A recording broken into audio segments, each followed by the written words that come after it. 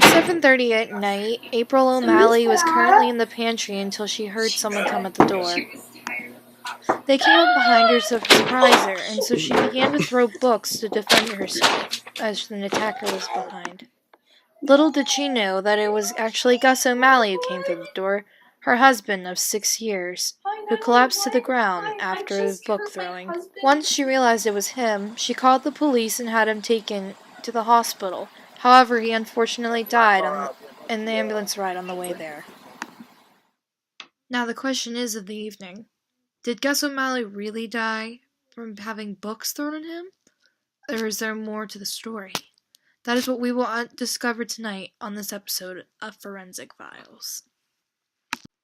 After dying in the ambulance, Gus was immediately taken to the hospital, at which he was transported to the morgue so the autopsy team could begin to investigate how Gus died. Opening post-mortem incision beginning at the midline of the sternum.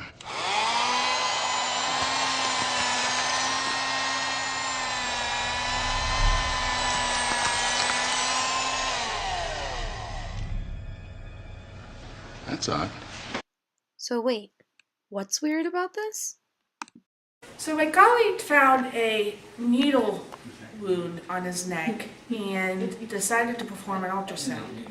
He saw something on the ultrasound but wasn't entirely sure what he did. So he decided to perform a test for an air embolism, which requires an aspirometer with 2 gallons of distilled water and 2 drops of Tween 80. And Tween 80 is an non-ionic compound which is used to isolate specific proteins in mammalian cells. And once the aspirometer results came back, we found that he actually died from an air embolism, which coincided with the blue skin hue that the EMTs reported when they got to the hospital. And we found that that was the actual cause of death and not the blunt force trauma to the head that was initially suspected. So what does that mean exactly for our case? When we performed the autopsy, we discovered that the victim had a pulmonary embolism.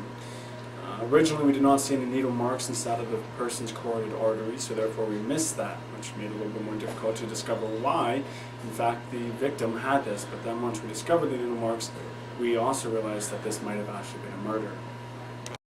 Once the autopsy was concluded, people back in the labs began to continue to test the body of Gus. They found some interesting information after testing. Take a look at these results from the spectrogram.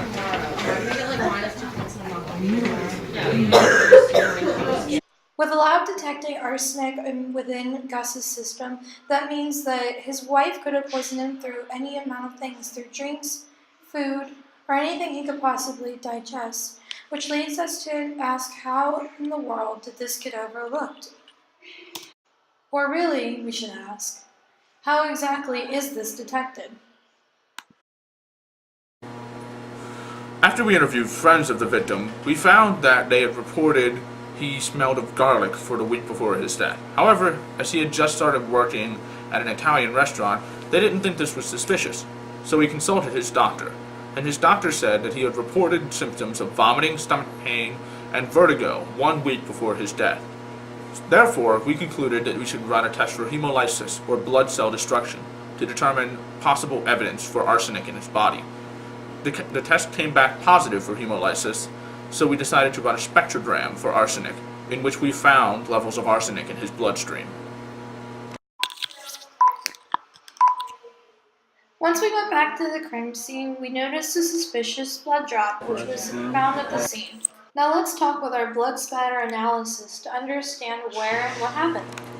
After taking a second look at the crime scene, there was a discovery of a drop of blood, which seemed very unnormal due to the situation that's going on. Normally, through blood force trauma through books, normally blood would be splattered erratically, or through the mouth, the ears, or even like the eyes if you were hit towards the face. However, this blood droplet found was not due to any of the above. It was due to one particular drop, almost done from up to even 5 feet, not 5 feet from the ground, but very close, more of like 2 or 3. It could even be inches above. And from this, it was great to find out that that is not the cause of death. Not just by looking at an autopsy, but by finding one single drop of blood, you discover not only one was Gus not only murdered by something else other than a book, but also that there's something underneath that we don't know about.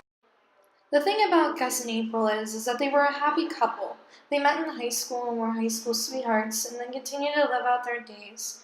However, their relationship unfortunately changed, which no one could really understand, because even Jess didn't even know what was happening behind the scenes. Go. Gus began to cheat on April with multiple women, up to 4. He began sending different messages, taking selfies, and even going to theater groups to meet women, all behind Jess's back.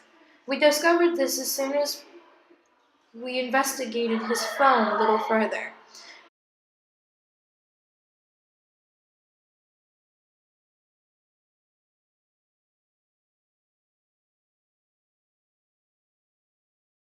Now let's speak with one of Gus's lovers.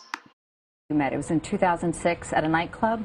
That's correct, yes. I And met how him did he out. approach you? He did not approach me. He sent somebody over who was supposedly his trainer and just said, would you be interested in having a drink with them and him and his friends? And I agreed. One thing led to another. That's correct. Tell me how the relationship evolved.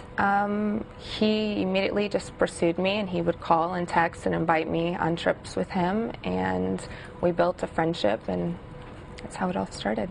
How intense was the relationship? How long was this relationship really carrying on? It was only 6 months of a physical relationship, and then I ended things, and then we did maintain a 2.5-year friendship after that, and he still pursued me and invited me to numerous places, and again, I did not go. You didn't go? Why not? Because I wasn't interested. I felt guilty when I saw the picture of his wife and his child. I had convictions, and I just, I knew that it was wrong. And So after 6, what was he telling you? just that his marriage was on the rocks, and there was a baby on the way, and he had to uphold this image and stick it out for now, and things were not good at home. And what made you realize then that he wasn't being true to his word, he wasn't going to leave his wife? Perhaps he was having relationships with multiple women? That's correct, yeah. So when you start hearing the name of all these multiple women, the pictures, you're grouped in with them. Yeah. How were you feeling seeing all of that?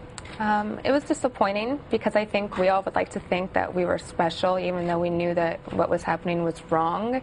I had no idea that it was this intense, that the scale was this large. And Was he telling you during this relationship with him that he wanted a future with you?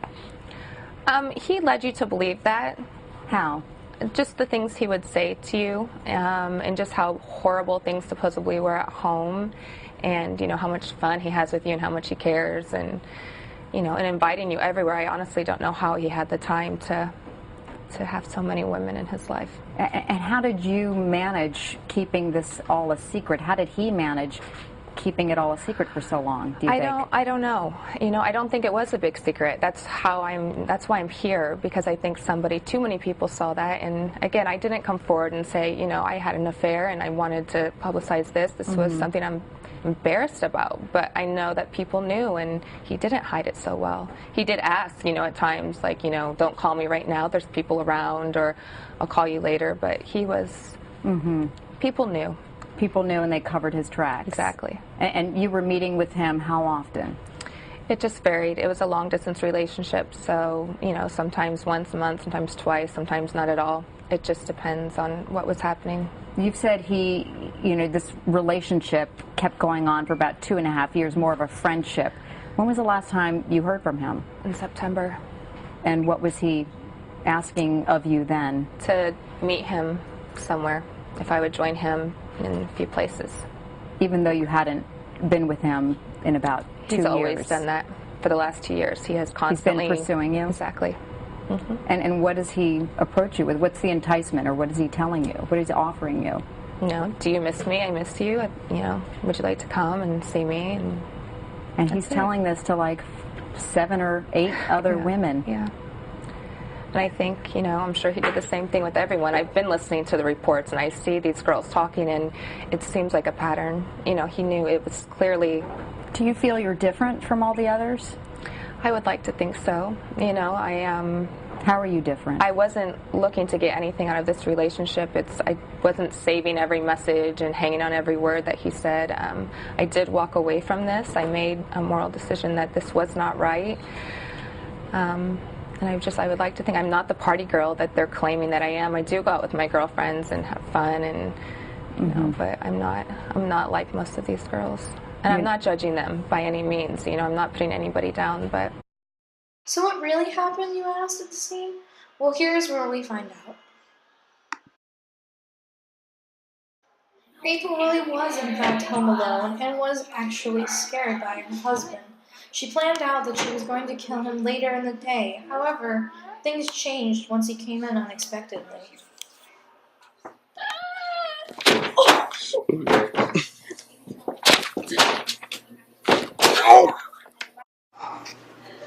She then had an accomplice come, jab Gus in the neck with a needle, and then she actually was scared because she didn't realize this was happening so soon. Hi, 911. Hi, I just hurt my husband completely by accident. Please send an ambulance. Thank you.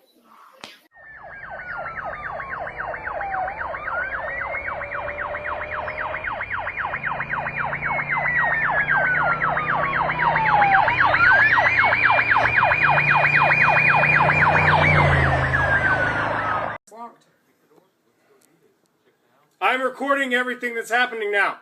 Stop talking because they're talking about. So we're gonna come inside. Just let you know that. You're gonna come inside? Without a warrant, sir? You're gonna come inside without a warrant? Probable cause, you're gonna kick my door down.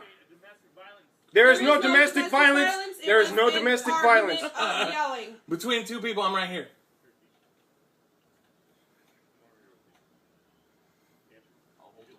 They're gonna arrest you, dude. They're gonna fucking shoot us. Oh, yeah, How many children are in the house? There's one child in the house and one is playing outside. Officer, there is one child. Why are you guys not coming out? Why are you not coming out? Because we don't live in a police state, sir.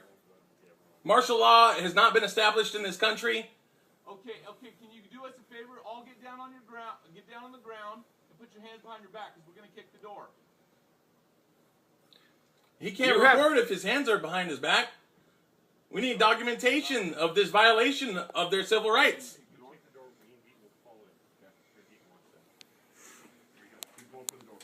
Stay away from the door, sir.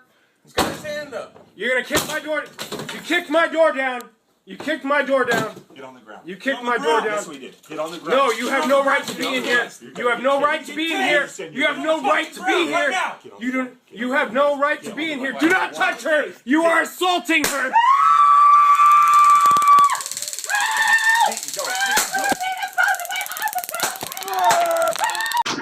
Once the police broke in, they realized they found absolutely no one at the scene. By then it was too late because April and her accomplice had already escaped to Paris to live happily ever after, fleeing from the police.